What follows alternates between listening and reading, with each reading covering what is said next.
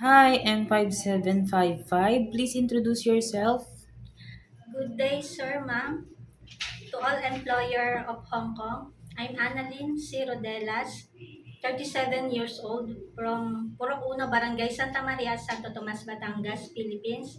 I'm happily married. I have three kids, two boys and one girl. 14 years old, 11 years old, and 9 years old. Okay. Your religion My religion is Christian. and your highest educational attainment. I'm a high school graduate.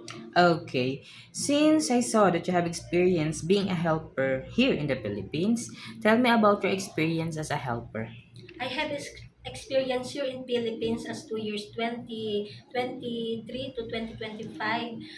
Newborn baby. Okay. And other household chores that you do? I focus on newborn baby feeding and Okay, you are the one who took care, taking good care of the baby, right? Okay, then you have another experience, but all in a different country, which is Taiwan, right? I experienced to all in abroad in Taiwan, 3 years Okay, contract. 2019 to 2022, I caring old man, 75 years old. I serve medicine, um, okay. and cook food. You are also the one who cook Yes, the food for the elderly, yes. and you're also taking care of the newborn.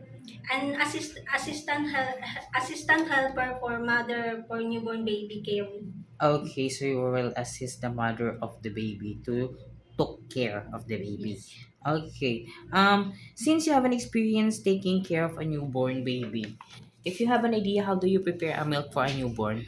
yes. I first wash hands and then after that, and wash the steam the bottle of the baby. Then look put the water and then an amount of water and amount of milk. Then I shake it. Then check the water if warm. Then feed to baby. Okay, if the baby is crying, what will you do?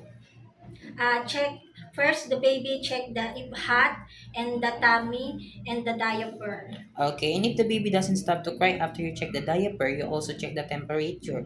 You also feed the baby. Everything that you have done to the baby to make it stop to cry doesn't work. What will you do?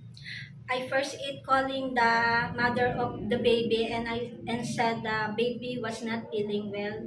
Okay, you will say to the employer that the baby have doesn't stop crying and not feeling well, because maybe only the parents know what to do to the baby to make it stop to cry, right? Okay, why do you want to work in Hong Kong?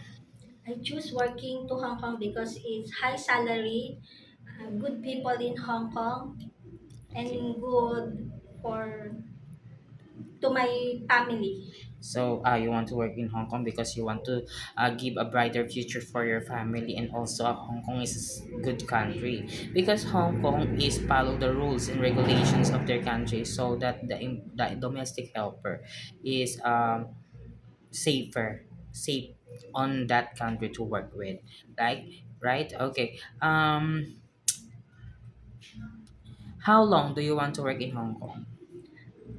If if it's choose me, I choose long until you stay here in Hong Kong. So you want to stay longer in Hong Kong, so it is okay to you to extended your contract. Yes, Okay. Do you have an idea how to prepare Chinese food, because you are ex Taiwan, right? yes. Okay, what kind of Chinese food can you prepare? I steam fish, vegetable, steer vegetable, and then I will learn how to cook food Hong Kong. So you will learn from them. You could also learn from them, help them how to prepare, and also you could buy some cookbooks so that you could learn. Okay, it is okay to you to eat the food that the employer provides. It Yes, is okay to you to cut your hair in the short, because I saw that you have a long hair. yes, How about sharing rooms with kids? yes, I will. Sharing jobs with other helper? Yes, It is okay to you to work on Sunday or on a holiday set up by your employer? Yes. How about taking care of pets? Yes. Taking care of elderly is okay with you? Yes. Okay. How about learning Cantonese if one of your employer's family don't know how to speak English? Yes, I will learn how to speak Cantonese. Okay, last question. What will be your message for your future employer?